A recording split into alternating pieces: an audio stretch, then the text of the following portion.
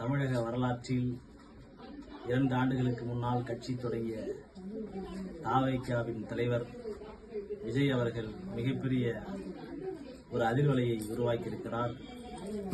அவர் தமிழ்நாடு முழுவதும் சுற்றுப்பயணம் செய்யவில்லை என்றால், ஆனால் இன்றைக்கு மிகப்பெரிய அளவில் பேசும் பொருளாக விஜயை பற்றித்தான் இன்றைக்கு ஊடகங்கள், தமிழ்நாட்டு மக்கள் அனைவரும் பேசிக் கொண்டிருக்கிறார்கள். இன்றைக்கு முன்னிலையில் அவர் வந்து கொண்டிருக்கிறார். ஏறத்தாழ 100 தொகுதிகளுக்கு மேலாக அவர் முன்னிலையில் வந்து கொண்டிருக்கிறார். அது அவரின் மேல் வைத்திருக்கிற நம்பிக்கை. மக்கள் எல்லாம் வாக்களித்திருக்கிறார்கள். 50 ஆண்டுகளுக்கு மேலாக அரசியல் செய்யக்கூடிய திமுக, அதிமுக அல்லது இன்னும் பல கட்சிகளை மிகப்பெரிய அளவில் இன்றைக்கு விஜய் அவர்கள் பின்னுக்கு தள்ளியிருக்கிறார். முன்னிலையில் ஒரு கட்சியை தொடங்கி இன்றைக்கு தவிர்க்க முடியாத ஒரு சக்தியாக விஜய் அவர்கள் வந்திருக்கிறார். திமுக, அதிமுக மிக கடுமையாக உழைத்தார்கள். அவர்களையெல்லாம் பின்னுக்கு தள்ளி இன்றைக்கு முன்னிலை வகித்துக் கொண்டிருக்கிறார் என்றால், விஜயின் மீது தமிழக மக்கள் ஒரு எதிர்பார்ப்போடு இருக்கிறார்கள் என்பதை நமக்கு காட்டுகிறது.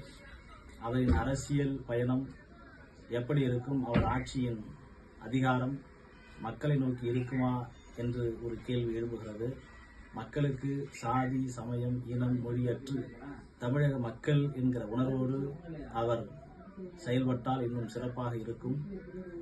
அதேபோன்று கட்சிகளில் அனைவருக்கும் அதிகாரம், சமத்துவம், சகோதரத்துவம் என்பதை அவர் வழங்க வேண்டும். தமிழகத்தின் இளைஞர்கள் படையை அதிகமாக வைத்திருக்கிறார் என்பது இந்த தேர்தல் முடிவு நமக்கு காட்டுகிறது. எனவே தமிழக மக்களுக்கும் இளைஞர்களுக்கும் வேலைவாய்ப்பை உறுதி செய்ய வேண்டும். பெண்களுக்கு பாதுகாப்பு கொடுக்க வேண்டும். மது இல்லாத மாநிலமாக மாற்ற வேண்டும். கட்டுப்பாடுகளை இங்கே உருவாக்க வேண்டும். தமிழ்நாட்டில் பாலியல் வன்கொடுமைகள் நடந்து கொண்டிருக்கிறது, அதையெல்லாம் சீர் செய்ய வேண்டும். சாதியின் பெயரால் இங்கே வெறியாட்டம் நடந்து கொண்டிருக்கிறது, அதற்கு தனி சட்டம் கொண்டு வர வேண்டும். யார் இந்த நாட்டை ஆண்டாலும் மக்களை மதிக்க வேண்டும், மக்களின் உணர்வுகளை மதிக்க வேண்டும்.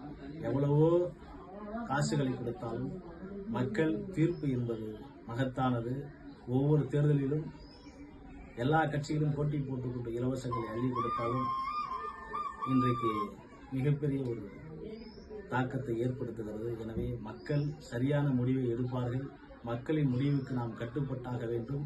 எனவே எந்த அரசியல் விருப்பு இல்லாமல் யார் இந்த நாட்டை ஆண்டாலும் மக்களை நேசிக்க வேண்டும், மக்களின் உணர்வுகளை மதிக்க வேண்டும், ஜனநாயக கடமை ஆற்ற வேண்டும் என்று தெரிவித்துக் கொள்கிறேன். நன்றி, வணக்கம். யார் ஆட்சி அமைந்தாலும் வாழ்த்துக்கள். நன்றி.